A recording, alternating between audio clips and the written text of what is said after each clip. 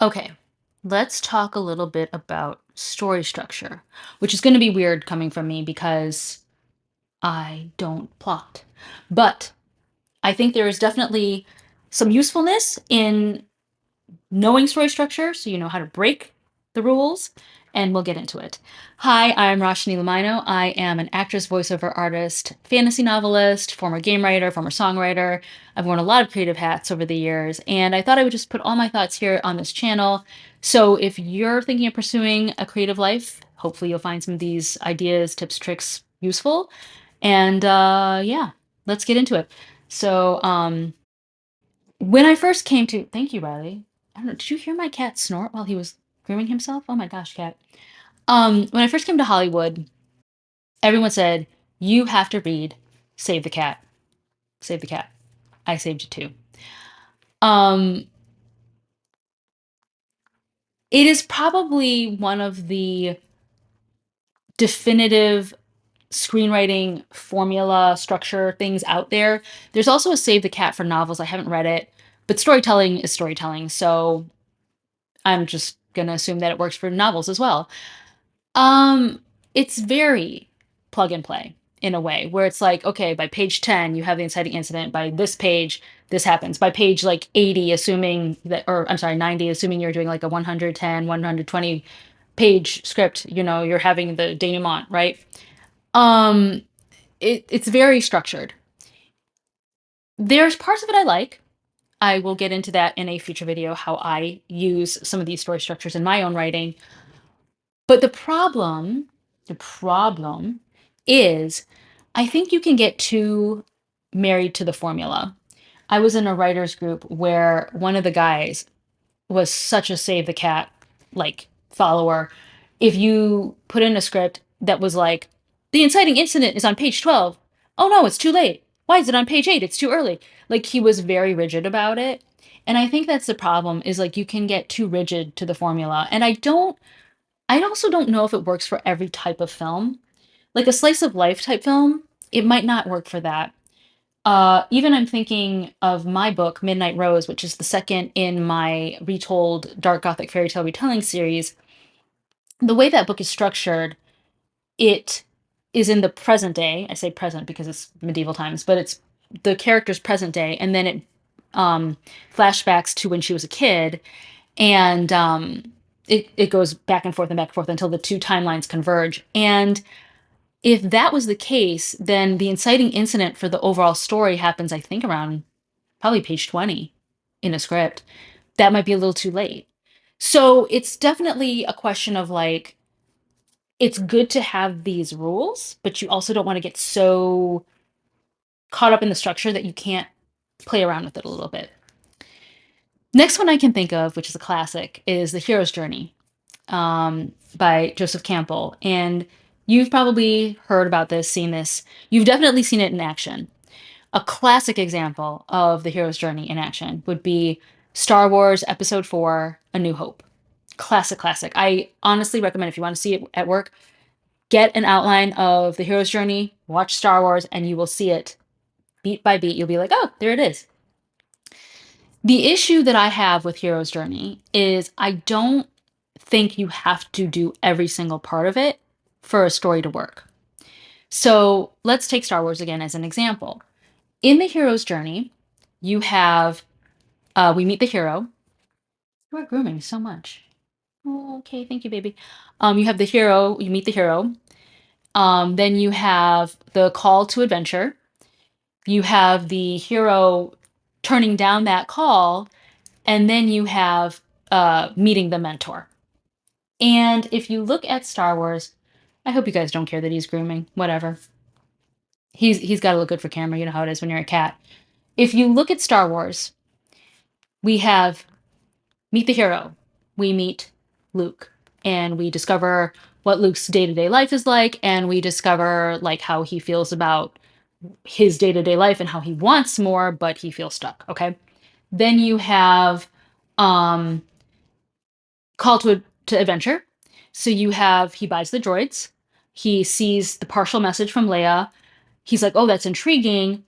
R2D2 runs away. Now he has to go retrieve the droid. He meets Obi-Wan, and Obi-Wan retrieves the full message. They see the full message. Leia goes, "Help me," right? And Obi-Wan literally says, "You need to help her. I can't help her. I am too old for these things. You must help her. This message is for you." And there's your call to adventure. And what does Luke do? He says, "No, I can't help her. I've got things to do at the farm back home. I hate the Empire, but it's not my problem. I'm not going to do it." He turns it down. Okay, that's point three. So Obi-Wan's like, "Cool, you do you, boo, whatevs." Luke leaves. He goes back to his home, and what does he see?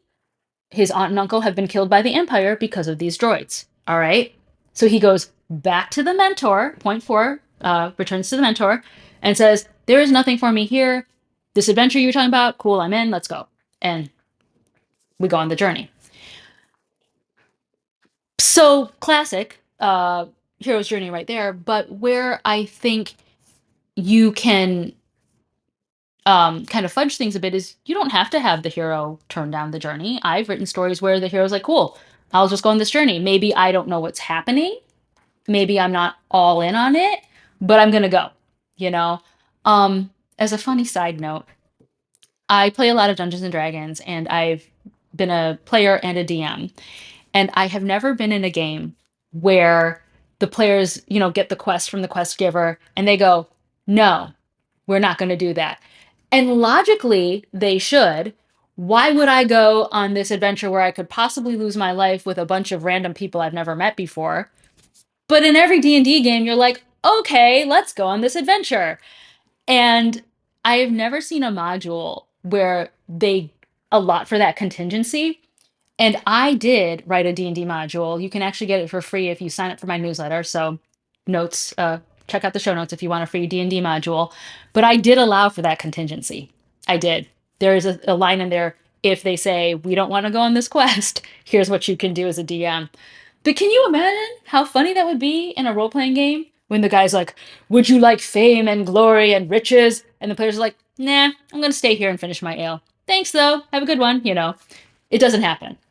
So that's why Dan Harmon of Community and Rick and Morty fame came along and said, "I'm going to simplify the hero's journey." And he created Dan Harmon's Story Circle. And it's just like 8 little pie slices or whatever.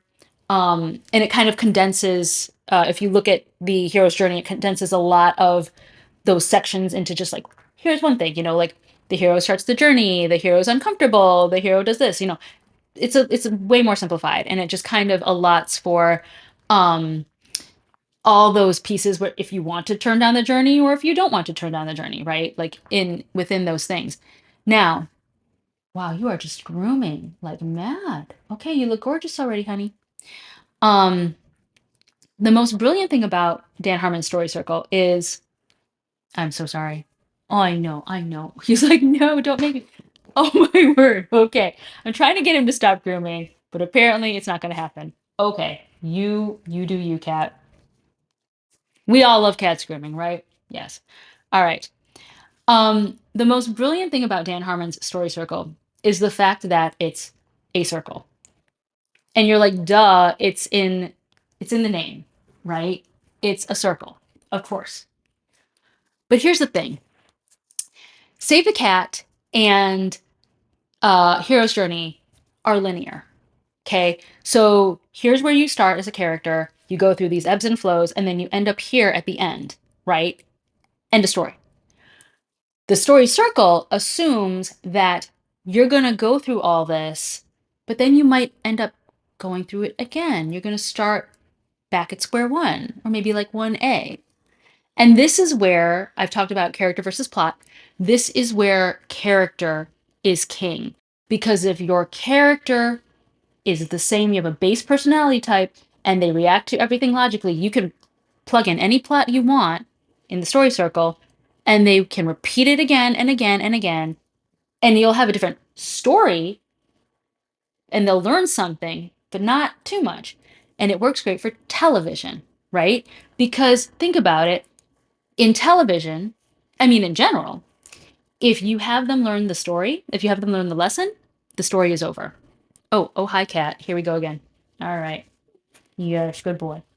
So it's kind of like the whole, like in Friends, Rachel and Ross. Will they, won't they? Well, once they did, the show was done, right? Even though that wasn't necessarily the main purpose of Friends.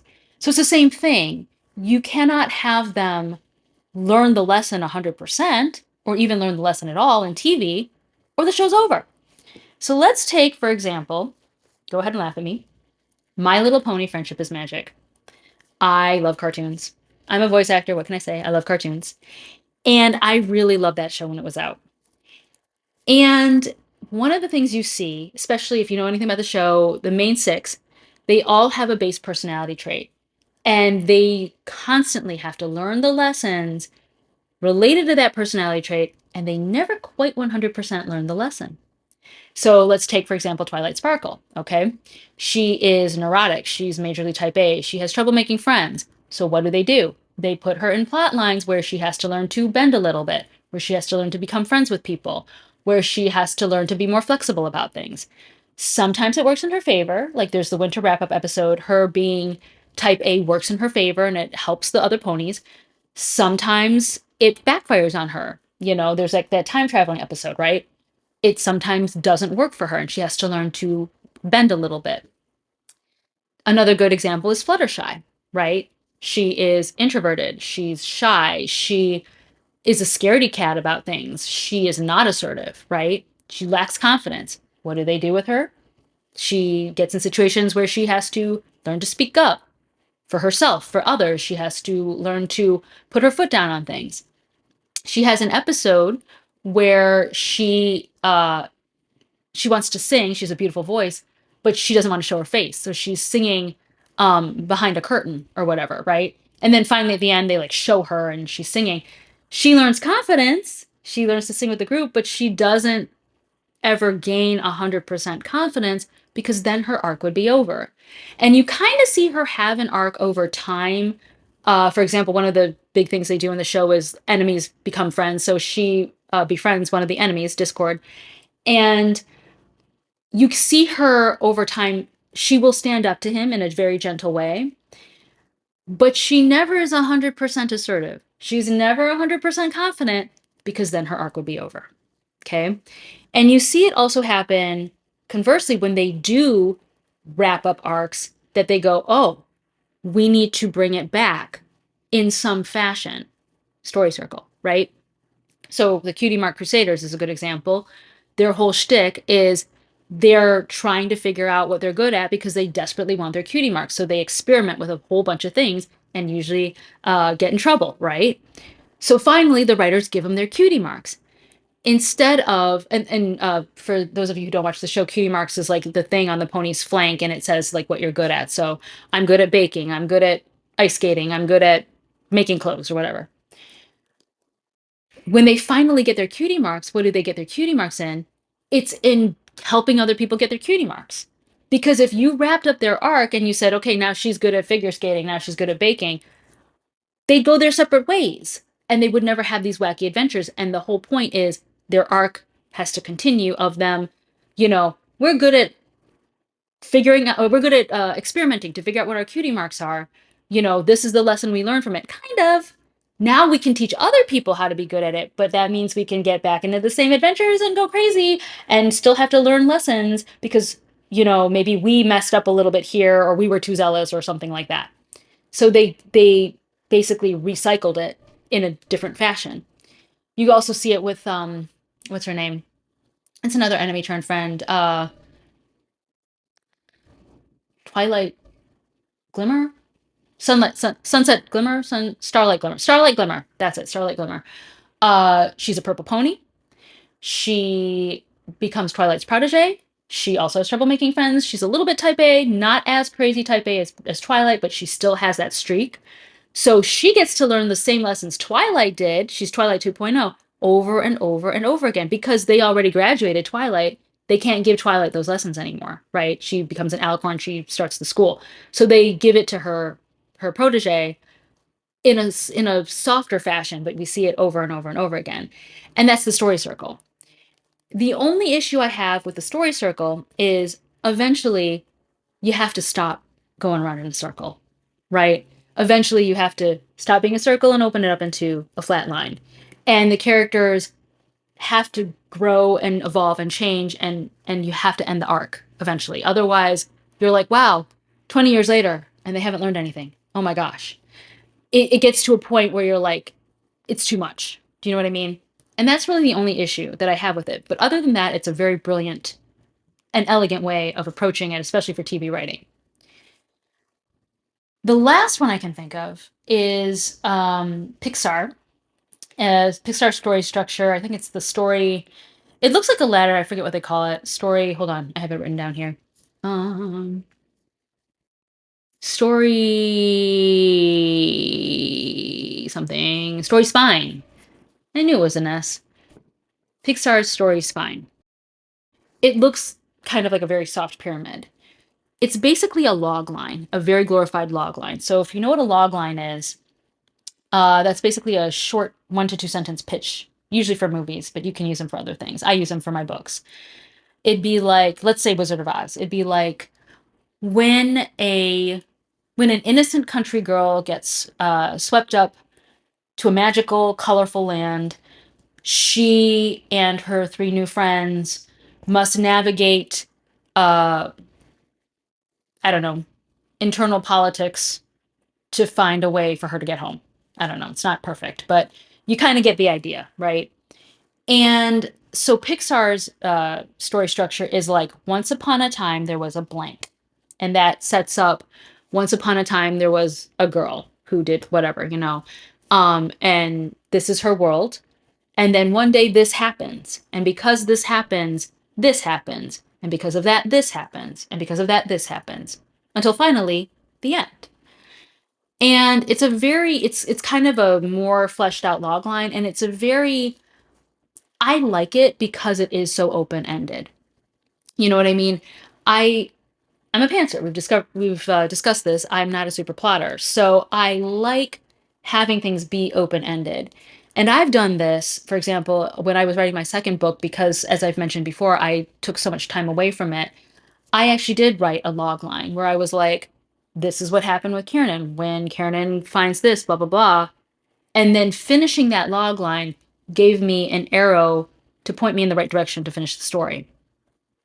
So it's not the Pixar story structure is not really like a GPS map. Like in a way, I'd say like Hero's Journey is like a it's totally GPS. It's like go north, turn right here, turn left here, go straight.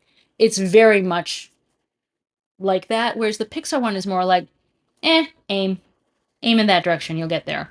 And that works for how my brain works, but it might not work for everybody.